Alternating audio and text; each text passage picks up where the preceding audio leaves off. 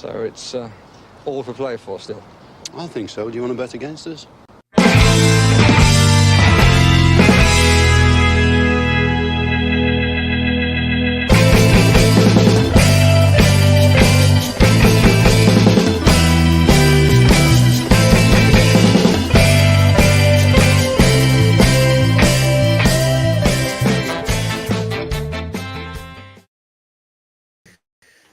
Hi, villains, and welcome to For the Love of Paul McGrath podcast. And today's, I was going to call it another emergency podcast. It's a funny one, guys, because I was literally just happened to be sitting down here at my computer. This paternity leave is great, by the way. Great. I can sit in the computer at 10 o'clock and have scrambled egg given up to me with coffee. And then next thing, all of a sudden, my phone starts buzzing like mad, and Steven Gerrard is announced as Aston Villa, as the new head coach of Aston Villa. Something that we've known for a while, and you know, we've obviously not me and Paddy, but I think the greater fan base has known for a while that Steven Gerrard was the top of the list, and Christian Purslow, Johan Lange, the owners, and Wes Edens and Asif Suarez have wasted no time in getting the man that they feel is going to be the man that is going to catapult Aston Villa up the football. I was going to say up the football pyramid, but we're not gone down that far yet. I mean, up the Premier League at this stage. Paddy is here as well. I'm going to bring him in, Paddy. But before we get your exalted and fantastic opinion on this, let's read down through first, because it's an interesting one here. The Aston Villa Football Club is delighted to announce the appointment of Steven Gerrard as our new head coach. Gerrard guided Glasgow Rangers to the Scottish Premiership title last season, finishing the campaign undefeated in the league. The 41-year-old has attracted many admirers in the game for his work in transforming the fortunes of Glasgow Giants while also implementing an attractive attacking style of football. Gerrard, who enjoyed a glittering playing career with Liverpool and England, joined Rangers in 2018 following his spell as an academy coach at Liverpool. CEO Christian Purslow said the board of Aston Villa are delighted to appoint Steven as our head coach. Since moving into coaching after his illustrious playing career, Steven began by managing and developing top young players in the Liverpool FC Academy, which is experience we value highly at Aston Villa. And if anybody wants a clue into why, into one of the reasons why Steven Gerrard was picked, that's it, considering we have an absolutely steaming academy at the moment. He then took the brave decision to test himself in the intense and high-pressured environment of the Scottish Old Firm. Debatable. His subsequent achievement in winning the Premiership title with Glasgow Rangers really caught our eye, as did his experience in Europe. And I think that is really crucial as well. And it's something that I know I kind of purposely overlooked his European experiences as well. But when you look at all of the body of evidence with his European experience, he's beaten and he's lived with some good teams. And being really honest, with some pretty substandard players that Rangers would have in comparison to those teams, the likes of Porto and such. It's been very clear in our discussions with him that Steven's coaching ambitions, philosophies, and values entirely match those of Aston Villa. We're excited he has agreed to lead us in the next phase of our ambitious plans as we look to build on the progress made since Suarez and Edens took over the club in 2018. Steven Gerrard said Aston Villa is a club with a rich history and tradition in English football, and I'm immensely proud to become its new head coach. That's kind of like, if anybody here is Irish, you'll know whenever a team wins the All-Ireland hurling or football championship in Ireland, they always give the same speech, and it's Tá Sarm an Curnshaw Clacha Leis an Fern insert county, and that's very much a statement that every new manager uses. It's a rich history, tradition in English football, blah blah. But in this instance, it does ring true, because Aston Villa is a club with rich history and a tradition in English football, and I hope he is immensely proud to become our new coach. But he also goes on to say, in my conversations with Nassif and Wes, the rest of the board, it was apparent how ambitious their plans are for the club, and I'm looking forward to helping them achieve their aims. I would like to express my sincere gratitude to everybody associated with Glasgow Rangers for giving me the opportunity to manage such an iconic football team. Helping them secure a record-breaking 55th league title will always hold a special place in my heart. I would like to wish the players, staff, and supporters the very best for the future. Paddy, as the great 55, as the great Chemical Brothers, I think it was, said, "Where's your head at?" Well, look, I think I sent you a message earlier on saying that I've gone from depression to acceptance at this stage. I keep talking because I will bring that up because I thought that was quite hilarious. So I just it was it wasn't much of a shock this morning. I think it was a done deal from yesterday, maybe when we saw him arrive in London off the train. Am I happy about it? Isn't my first choice? No. Have I lost you, Paddy? Have you lost me? Has the internet gremlin struck again?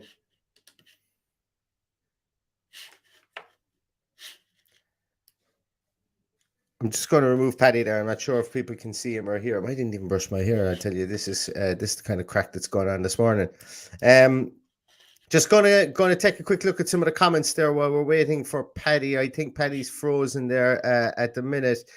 British Mac says excitement and apprehension. What a brilliant time, up and down like a fiddler's elbow. I think that is. I think that the emotions. I think that I've definitely had. I've gone from not wanting him. I've gone to wanting him again. I've gone to not wanting him. The more you look into these things, the knee jerk reaction that I would have had towards him is it's in the rearview mirror, I think, for me, and I'm very much on the optimistic side of things with Steven Gerrard at the moment. Just guys, can I get a comment there just to make sure that that you guys can? It was Basement Jacks, is right, yeah. Can I get a comment just to make sure that you guys can actually hear me at the moment, and it's not me that's gone? I think it is. Yeah, it's Paddy that's frozen. That's okay, as long as it isn't me.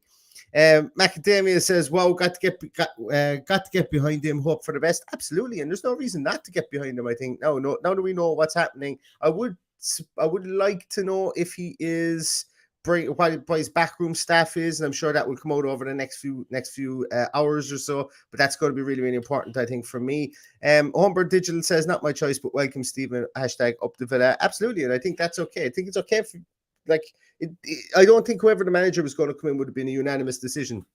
I would have been sitting here lauding and saying very, very good things about Roberto Martinez and probably getting slated by some people who don't want Roberto Martinez. So it's all part and parcel, I suppose, of the decision that the board have made, the decision that they like, that they want, and they've gotten Steven Gerrard. I'm here. I absolutely, the more I say that I've looked into Steven Gerrard, the more I actually really think he's going to be a great fit for Aston Villa, along with Mick Beale, Tom Culshaw, Jason Milson, and Scott Mason, that hopefully he's going to bring with him. Oh, and Gary Mack as well, that I forgot to mention too. Ben says, exciting times ahead, boys. Really excited to see how this works out. His tactics and depth rotation are what I feel can take us to the next level. That and the reliance on a great backroom staff. Absolutely. Paddy, you're back in the room again. Would you believe I had, after all my Wi-Fi troubles, I had a power cut. You couldn't make this up. Anyway, I'm back. What, talk there while I eat some of my scrambled egg. Yeah, I don't know where I was rambling away, and next thing I realized I wasn't on the screen. But anyway, as I said, it's not my first choice. Has grown on me over the last couple of days, the idea of having him in there. But by definition, he's a big character. He'll improve the view of our club around the world. There'll be a lot of people who would have no interest in Aston Villa having a look at them from now. So, and I believe he'll probably attract a different type of player. So, look, we just got to get behind him now because it's done and dusted, and there's nothing we can do about it. Absolutely, and I think it was fair of you to say as well that that I'm just killing time while I try to find this. That we have all been on a bit of a roller coaster and stuff. And this is what Paddy said to me today. He sent me the change curve where he was on Sunday. Was very much in depression and confusion. And now he's on the way back up into acceptance and on the way to problem solving at the moment. And it's okay, I think, to go through like this. The shock, denial, and so on of the change curve, because it happens absolutely everybody. It happened to me, and some people get out of these stages an awful lot quicker than others. So I think the time of, you're not going to hear from us an awful lot of, like, it's not going to be a case of I told you so at any stage, because we're fully behind Steven Gerrard. That's what I'm trying to say. I'm fully behind Steven Gerrard anyway, and I want him to bring us massive success. I want him to attract a good player, and I think he can do that, and I think that's why he's been brought in. And I'm very enthused now, as you guys may have noticed, considering I came on at less than 15 minutes notice of the news breaking. So if we didn't want him, we wouldn't have come on at that stage. So I'm delighted. I'm actually delighted that Steven Gerrard is in now, and that we can draw a line under it, move forward. And I'm hoping that the media outlets out there will treat us with a small bit more respect, I suppose, or respect the fact that he has joined us, because it's been disrespectful so far. Yeah, I think we'll see the likes of BT and Sky having a completely different outlook on Aston Villa. I'm glad that it's happened now and not next Friday, the day before the game. Yes. I think it's important to get him in and get him working, even with the players who are there at the moment. So, what are we missing? 9 players on international leave. So we will get back to training for a couple of days, and he'll have them in, and he'll stamp a little bit of authority on how he wants them to play against Brighton.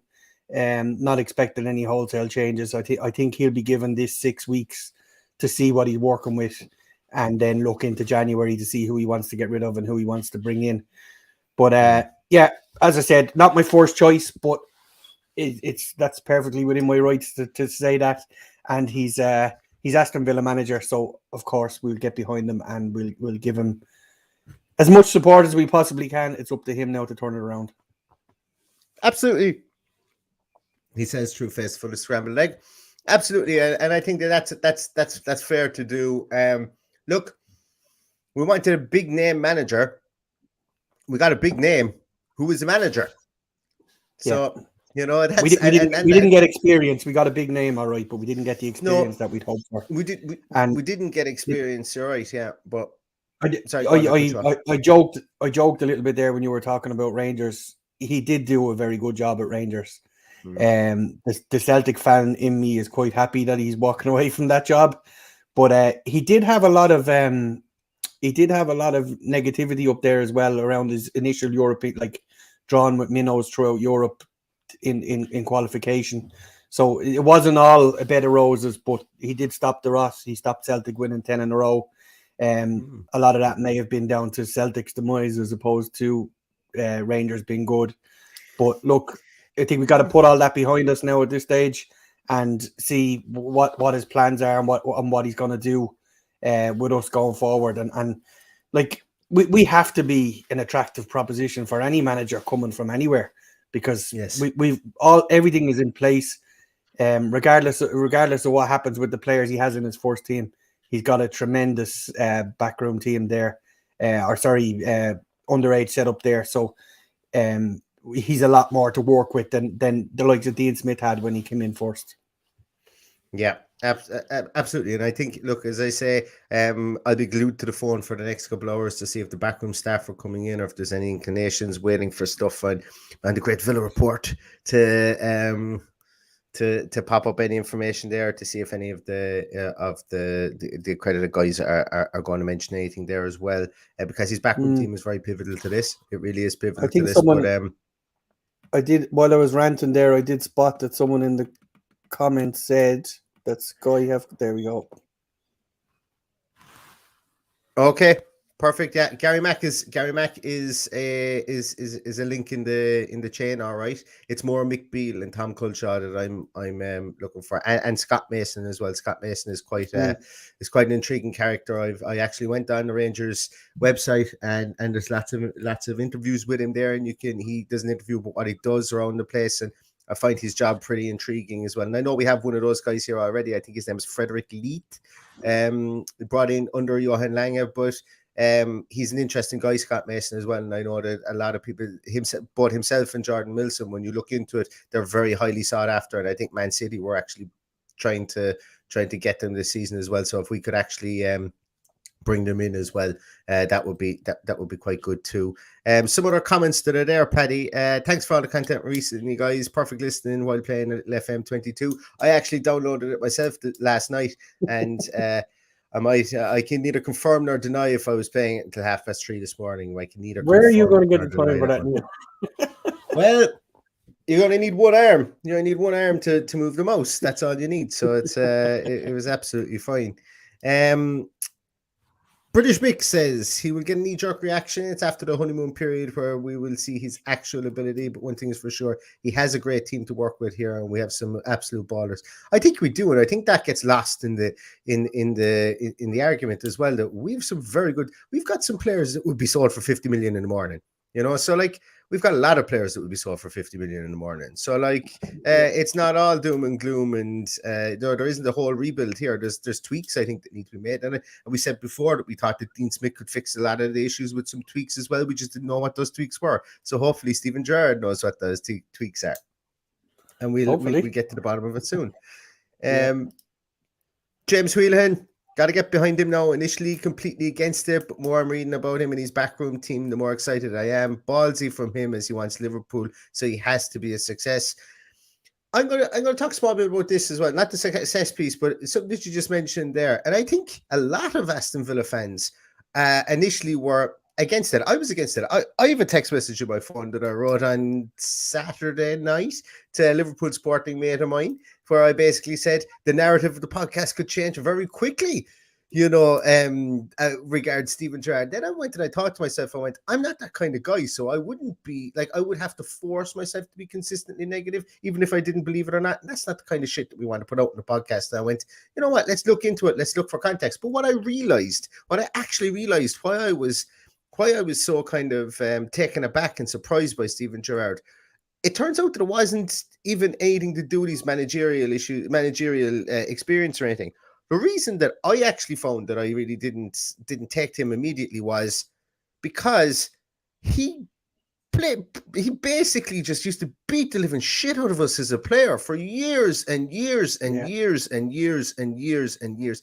And I think that's what it was. I think it was it was ingrained in me to kind of hear his name and go, oh no, not him again. It was almost like I felt like I was almost a victim of him for so many years, and that Liverpool team, because we could never touch them, So I think once I got over that and I said, wait, the big bad wolf is gone now. He's not going to be able to affect us. He's now with us. The wolf has joined us. He's now no longer against us. And I think that's what kind of got me out of my funk. And it got me out of my funk pretty quickly, because I think by Monday morning, I was already after looking at Mick Beale and a couple of more things. And I was like, right, this is good stuff.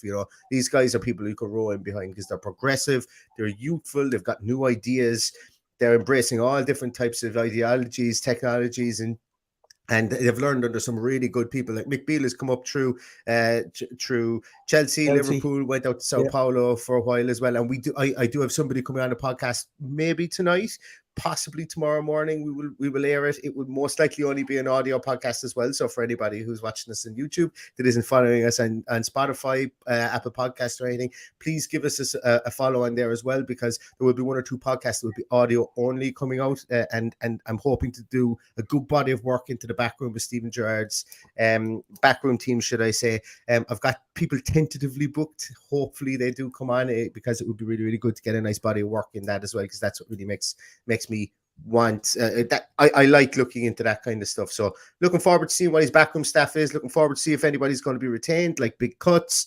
Lee Cutler or Aaron Danks. Aaron Danks, 8 weeks of the job. Like, are they going to get rid of him, considering they made a big deal out of firing him? Maybe he stays. Maybe he gets reutilized within the club structure again, and because they hunted him, So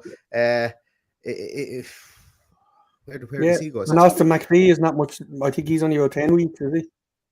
I think but am I right in saying that Aston McPhee is essentially part-time, considering he's with international teams as well, and also Tom Culshaw is a set-piece expert as well, a set-piece coach too. So if he does come in, I'd say our rock star that drives a 10-year-old Ford Mondeo, as Paddy told me before, that he saw him rock up to the ground in an old Ford Mondeo, that he might be on his way out. I don't want any of the other coaches to lose their roles or their jobs within the club, because I do think that they're a talented bunch. Because I thought that Dean Smith had a talented bunch around him, and Dean Smith was talented. So it would be very, very hypocritical of me to turn around and say, get rid of all the coaches and bring in all new ones, because I didn't think that they were doing a massively bad job as it was. So if we can implement more new coaches and build around what we have, more the merrier, is what I think. What do you think, Paddy? I just went down a big, massive. I'd like to see Neil soliloquy there. Yeah, I'd like to see Neil Cutler stay. Of all of the ones there, I think the players really relate to him, and he seems to have a great relationship with everybody. So of all of them, I'd like to see him stay. I don't know how tenable that is with the fact that he was Dean Smith's man, and who knows what's going on behind the scene. Maybe they're still in negotiations of a payoff for all these coaches. We just never know. But the most important thing is that there's a lot of guys there in his backroom team, and hopefully, we're reading between the lines that they're going to come, and they'll bring on all those youngsters that we have there. I think that's vital for the future of our club long after Steven Gerrard. Tom says, good that the Smith era is over, but fresh take on things now, and let's see what squad we have. You won't be feeling any obligation to play players. Gets my full support now. That's an interesting one as well, Tom. Because as a lot of you guys know that I follow, watch, I'm involved in a lot of NFL stuff as well. And there's always a saying that when a new guy comes in, he's not beholden to any of the players that are there. And there's a lot more upheaval and change of players and such. And I think it's kind of something that it will be interesting. I think it's going to be actually really interesting because now we've got a squad. Like if this was last year, you would have had to play the same 11 because realistically we wouldn't have had anyone else. We've got a bit of a squad formed now, and we've got some youngsters, and he might come in and he might go, hey lads, what we're going to do here is we're actually going to play Carney in the number in at number 8. We're going to maybe, because we're playing two inverted number 10s or inverted wingers up front, maybe we don't see the people we thought might be in those positions. I made a kind of a wild suggestion that maybe we see Sanson applied a bit further up the field because of his pressing activities. Who knows? There could be something crazy could happen. And when I say crazy, it's something that we didn't spot or something that Dean Smith didn't spot. And I'm looking forward to it. I'm looking forward to it, as I say, a new fresh set of eyes, and he won't feel any obligation to pay players. And the likes of he might find a gem from the academy, because who would 2 years ago nobody would have said Jacob Ramsey was going to be more or less nailed on in the team sheet. And I suppose it goes both ways, Paddy, that the young kids. And I think it's probably allayed my fears a small bit based on the comments that that Purslow has put out, saying that he's used to working with the Liverpool Academy, used to working with young kids, and that's highly valued here. Because it would be a shame if they were jettisoned to the sideline and sent out on loan, the likes of Philogene Bades, the likes of Carney Chukwuemeka. I would even be for recalling Kane Hayden-Kessler because he's ripping it up at Swindon at the moment, and seeing what he can do. And am I right in saying, I could be wrong in this, but I have it burnt into the back of my mind that Steven Gerrard made his debut as a right back, and then moved on into midfield. And we've said on this podcast, we think Kane Hayden-Kessler's position might actually be a small bit further up the field as opposed to right back because of his attacking abilities and his positioning is his positioning needs a bit of work. So who better to learn from? If anybody can confirm or deny my failing memory that Steven Gerrard made his debut as a right back. But I think you're right, but he come on as a right back needs must. I think that's all they had to replace whoever was coming off at the time. David that's what resonates with me anyway, but I think you're right. And look, the likes of Kane Hayden-Kessler, Freddie Gilbert, Wesley, all of these guys are, I'm sure, looking forward to a new dawn. I'm sure he will give the likes of Freddie Gilbert a chance to prove himself when he comes back. I think he's due back in January, is he? Kane Hayden-Kessler, hard to know. Freddie Gilbert. Freddie Gilbert's due back in January. I think he is. I think he's a short-term. I think Conor Hourihane is due back in January as well. So there's a lot to consider here. There is. Absolutely. Yeah, absolutely. And plus, he, as I said earlier, he has 6 weeks in order to work with these players and realize who he can and can't trust, and try and get whoever he can't trust out the door in January. And I'm sure there might be a couple of them. I would have, and it's been reported as well that there's going to be an absolute boodle of cash as well given to him as well. And we've alluded to that there's no point bringing a Steven Gerrard in here unless you're going to back him, because you're bringing him in for his celebrity status. Look, and I'm not denigrating him when I say this, but realistically, what's the first thing that comes to mind when you talk about Steven Gerrard? It's not Rangers Aston Villa manager. It's just not. It's what a player, lifted the Champions League, arguably one of the most dynamic midfielders of his generation, couldn't play in the same midfield too as Frank Lampard, but that's the only kind of half negative that you would ever hear about him being said, that maybe he didn't crack on at international level. But who cares? At club level, he was fantastic, and he was literally Mr. Liverpool, dragged them up off their bootstraps. Will go down in the annals of history of one of the world's most famous clubs in Liverpool, alongside the likes of Kenny Dalglish and you name it, other great players that would have gone on to play with Liverpool, and he will sit at the top of the pantheon with those as well. So what I'm getting at here is not blowing smoke up Liverpool fans' arses here, but what I am saying here is that that's how people see Steven Gerrard. So if you can get him in a room with a promising midfielder, or with a midfielder maybe that's coming into the zenith of their career in around 25, 26 years of age, they're going to know Steven Gerrard because he's a legend on FIFA. If they're younger, or they're going to know Steven Gerrard because they would have saw him and they would have when they were coming up through the ranks, they would have tried to emulate him, and that is very, very potent when you're trying to make these signings, and maybe these left field signings, these signings of maybe a bigger name. And it was some criticism that was labelled at Dean Smith that can he attract the massive names into the club? And we will never know. We'll never know if he can do that. But he did. He attracted Leon Bailey, who's a big name. But now we've got Steven Gerrard. It's just an extra kind of selling point, extra bit of marketing for the club as well towards those players too. Which look, it might be a lot of nonsense, but there might be some truth in it as well. Who knows? A friend of mine just messaged me there, who would know better. Said all of the coaching ticket are coming with him. So yeah, hopefully that's true, and that's the case. Define all, Paddy's friend. Define all, because as I said, I spoke about performance analysts and things like that. Actually, that's really interesting, Paddy. And I want your view on this, because I know that you're a traditionalist in this field with regards to directors of football. And when I had the wonderful Scott Kerr from the Rangers Rabble, fair play to him. He came on. He was a great sport last night. He spoke really well about Steven Gerrard. Spoke really well about Aston Villa. Was upset at losing Steven Gerrard, but was able to put that aside and talk to us. And I kind of felt cheeky asking him when it wasn't announced. But fair play to him. He did come on, and he spoke about the Rangers director of football. That Steven Gerrard has actually worked under a director of football with Rangers previously, and I thought that was one thing that I completely overlooked. I didn't even look into it because, as we've mentioned previously, that we mentioned that the club has built this structure, this continental structure, whereby they have this director of football, they have their scouting department, they have their recruitment department, they have their youth department, everything. Whereas it's not just the one Alex Ferguson style figurehead. And I was worried that if Steven Gerrard came in, they would need to blow all that up because he's such a big, huge personality.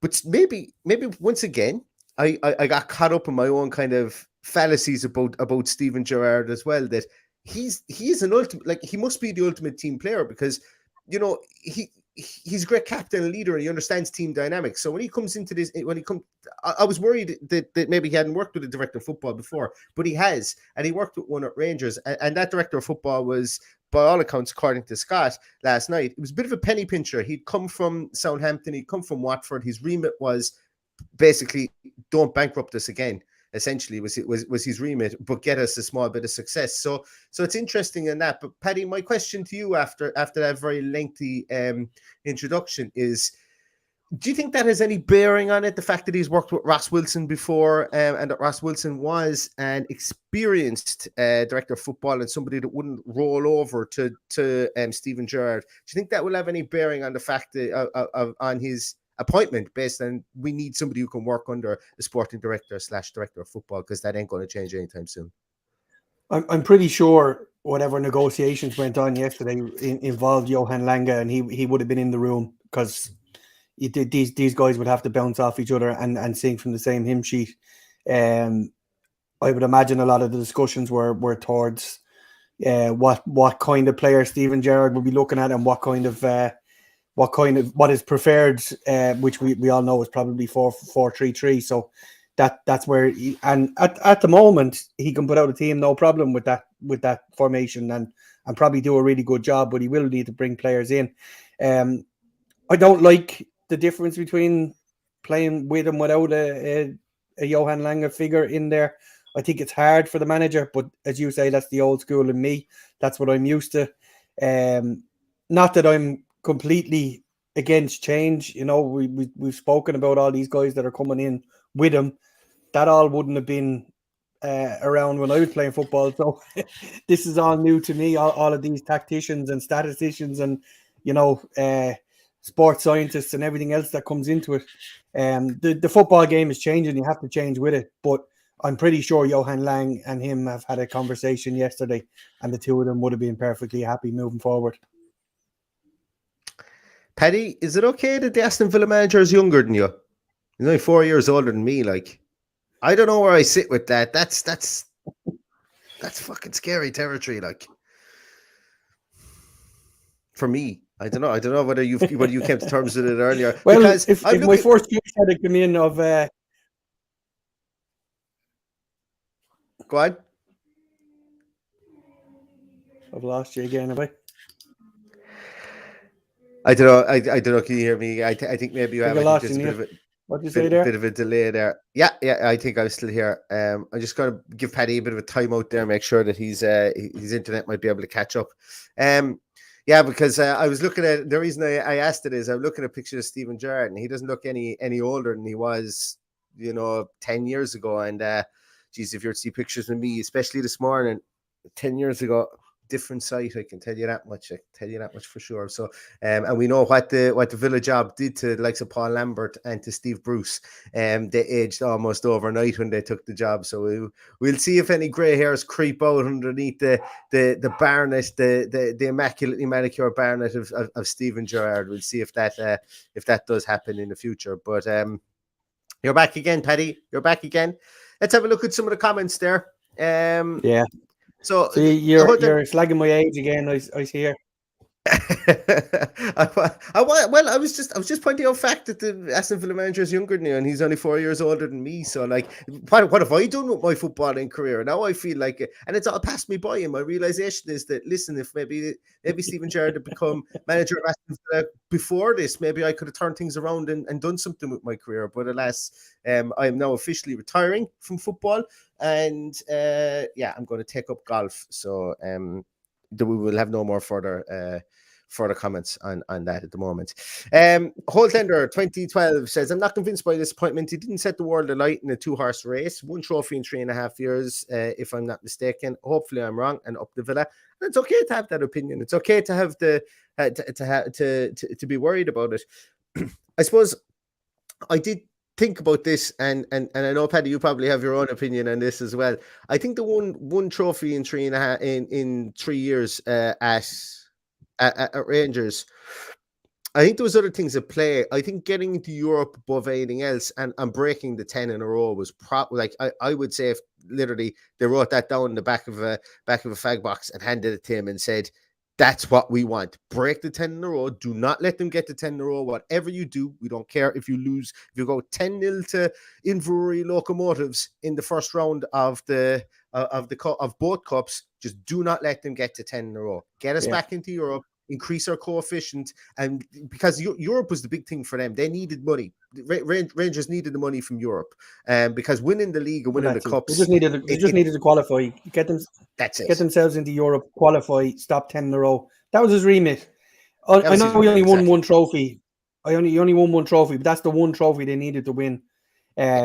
I'm not taking any happiness out of that because it broke my heart at the time. But I did say earlier that was a lot down to Celtic penny pinching as well. So there's a lot of ways of looking at it. Maybe, but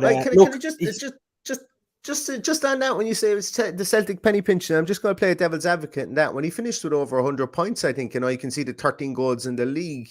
He obviously got something right, because there's always this, and I think he was unbeaten, if I'm not mistaken. He was unbeaten for a good portion of the season. Yeah. There's always an Aberdeen or a Motherwell or a Hibs that'll, knock a header in the back post in the 89th minute, and it'll make the news for 5 minutes above in Scotland that one of the big boys is beaten. But that's a difficult thing to do, is to go unbeaten in any league. Like, yes, he had some good players, but and the league is poor, but only concede 13 goals.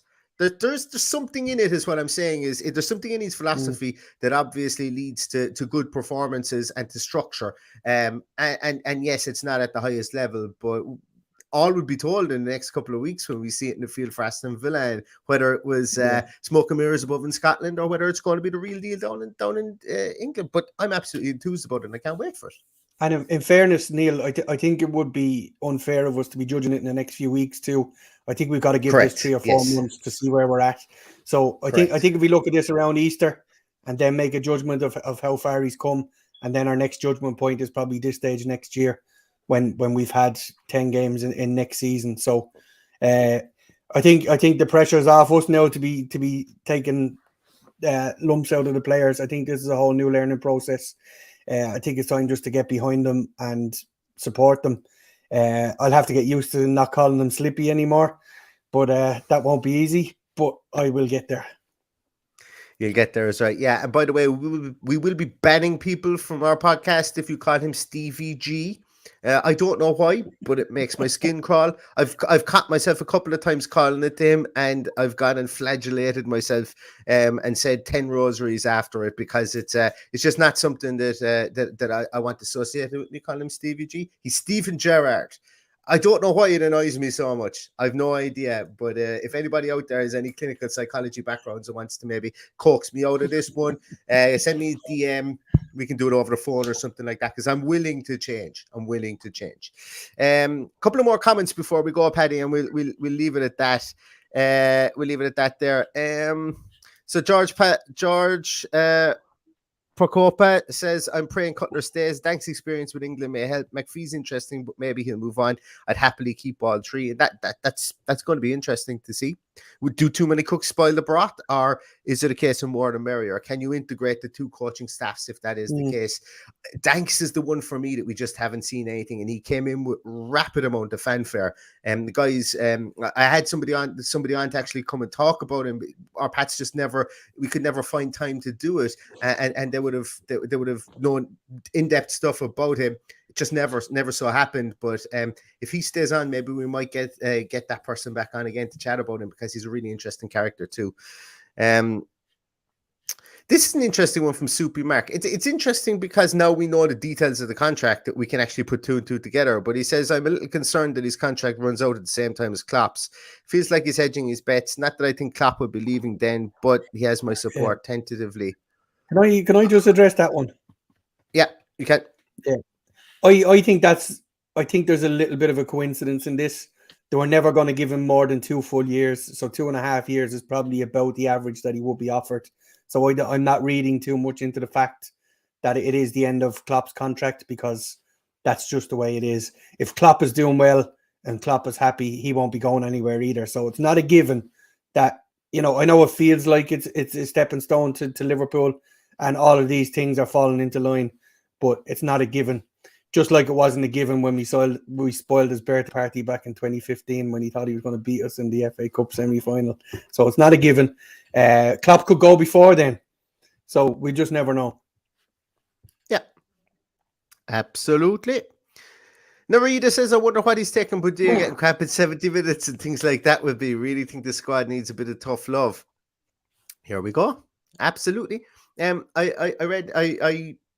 read an interesting thing whereby he very much oversees things and he does. It's all about standards. It's all about keeping standards, and he's very much not a training ground manager. As in, he is on the training ground, obviously, but he allows all the training stuff to be done by his coaches. Gary Mack is the hand around the shoulder type guy. I know there was a lot of stuff about Gary Mack that apparently he was a negative influence last time he was at Aston Villa. I can't find any information on that, and my memory doesn't serve that was the case, because he rallied people around the club and actually kept us up that year after Julia had his heart issues. So it doesn't quite tally with me. And there was talks he was going to be kept on, and McLeish didn't keep him on, and so on. So from what I've read and from what when I've spoken to a couple of people at Rangers, that Gary Mack is very much the arm around the shoulder guy. Steven Gerrard is the guy who comes in and expects standards. And when they won against Lovren, I think it was in the UEFA Cup, to get into the UEFA Cup, they were down to 9 men, when they won that game, and Steven Gerrard came in and said it was great to win it, but it was like he gave the whole 10 days ago, I saw there was a slip in standards. It carried through into the game today. We ended up with 9 men. There was a lack of discipline. There was a lack of accountability out there. And, he just holds people accountable, which I think is nice to see when you've got the whole staff around you, that there is a disciplinarian in there. It's not about firing things off the walls or the hairdryer treatment or anything, but if you've got somebody who can stare at you and make you want to be accountable for yourself, and highlight where you need to be accountable in it's just basic management, and it happen in any job, so I think a lot of it gets blown out of proportion with football management, but there will be guys who will put the arm around the shoulder and so on, and I think Gary Mack will be that guy, and I think Steven Gerrard will oversee everything and make sure the trains are running on time from that point of view. Sorry, just as a quick scan through there, Neil. I don't see a length of a contract in the. Now, we just had a quick scan through the announcement. It doesn't mention how long the contract is. So, I think someone said 3 years online. One of the reporters said, some people in the comments are saying it's 3.5 years there. So, to me, that doesn't really matter. If it's sink or swim now, if he sinks, he won't be going to Liverpool anyway. So, it doesn't matter. Yeah, Welsh Woody says there that he said this sort of thing about Terry. He held the respect of the squad because of recent times. Absolutely, look. It's difficult to quantify, and you could say yes that was the case. You could argue either way, but I suppose it's one of these cases where you're better off having somebody like that retains the respect of people, but than not having them within the club. So I agree with that. I do agree with that. In fairness, I don't think he will be, but Philly D says, in fairness to Gerrard, he'll probably get fed up with people asking about Liverpool. He will want to get stuck into his new role here. I think he will want to get stuck into his new role here, but I don't think he'll ever be fed up. Just the guy that he is, the fact he's Liverpoolian, he's an icon. I don't think he'll ever be fed up being asked about Liverpool. But hopefully the way to quell that is to win and to challenge Liverpool at the top of the table. That's the way to quell it, because if we only do so, then he will be asked about maybe moving on to bigger and better things. But let's just say if Aston Villa surpass Liverpool somehow over the next 3.5 years, well, then that just basically, that for me would quell the speculation slightly, and we'd have some fun in the meantime as well when that would happen. Banned, Jason, banned. It's banned. No Stevie G. Not allowed to say it in the podcast. Yeah, this is an interesting one, Paddy, as well. Having Gerrard get his hands on the Ramses and Chuck Moeka is exciting. Jesus, if any of the three of those can turn out even 75% of the player that Gerrard was, or if all three of them turned out 75% of the player Gerrard is, we would have one of the best midfields in the Premier League. Imagine having 3 Steven Gerrards out there. That would be quite fantastic. And George Procopa says one massive thing he achieved in Scotland was actually increase the coefficient. That's huge. Yeah, I absolutely agree. We mentioned that as well before. Guys, I think we're kind of getting there. And absolutely looking forward to the Liverpool game on the 11th of December. I can guarantee you, if anybody has tickets booked for that, and if it's a Saturday at 3:00, it's going to be moved for television purposes now, I would imagine. Well, it is Saturday at 3:00, and I'm sure they're absolutely kicking themselves they haven't picked this for TV because they can't change it now. Are you sure they can't change it? I'm sure they can't change it now. Yeah. Well, Sky own the league, so maybe they will change it. We'll see. Yeah, waterlogged pitch, COVID outbreak. I think there's a lot of things could happen. I shouldn't actually be doing this with the COVID outbreak. I mean, COVID outbreak. There's no quotation next to that one. But there are ways that they might be able to manipulate it. And if not, well, then streaming services up and down the country will be getting quite a lot of quite a lot of attention. Right, so guys, that's going to really do it. Jesus, we got 44, nearly 45 minutes out of the podcast. Thanks a million for joining us. Just before we go as well, some of you guys who listen to the audio podcast might be familiar with this as well, but Paddy and myself have teamed up with Beer 52, beer52.com, and they've given us a little bit of an offer for you guys that when you first sign up to Beer 52, you normally get, for postage and packaging, for the price of $5.95, you normally get 8 cans of beer, just randomized cans of beer, and it's they send them out to you. But if you use the code beer52.com/love, as in LOVE, they will actually give you 10 cans of beer as opposed to 8 cans of beer.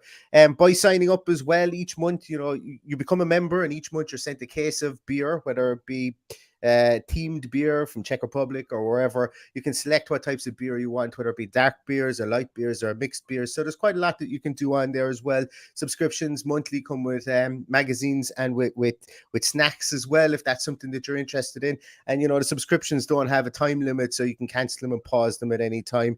It's just something interesting, if you guys wanted to stack up for Christmas, or maybe just wanted to get some beers in for Steven Gerrard's first game against Brighton in a week's time. I do have to let you guys know as well, though, that this is only available for mainland UK, and people in Northern Ireland. Unfortunately, we can't even avail of it here in Ireland ourselves, which look, hopefully it will change in the future. But for anybody who's UK based and Northern Irish based, beer52.com/love. If you're interested in getting a few free beers, give them a shout, and they'll be able to get you sorted. It is a subscription service, so do read any of the terms and conditions prior to signing up. But 10 beers for the price of $5.95 postage and packaging. If that's something you're interested in, give it a shout and see what you think. So thanks very much, everybody, for popping on, and thanks very much at short notice. It's 11 o'clock. We've a clear run at the day now to try and speculate about what else is going to happen with Aston Villa. I'm glad they got out of the way early. I can finally finish my... This is the longest tea break I ever had. I'm going to be in trouble when I get back. And you're going to the Aviva later on, I think so, tonight. So, best of luck. Hopefully we can stifle Ronaldo in the Aviva later on tonight. But I'm going to get back to my scrambled egg and toast here, my cold scrambled egg and toast. Paddy, I'll let you get back to your good paying job. Everybody, thanks so much for popping on the podcast. Really, really appreciate it. It's the Steven Gerrard era, and I suppose with that, all that's left to say is up the Villa. Up the Villa.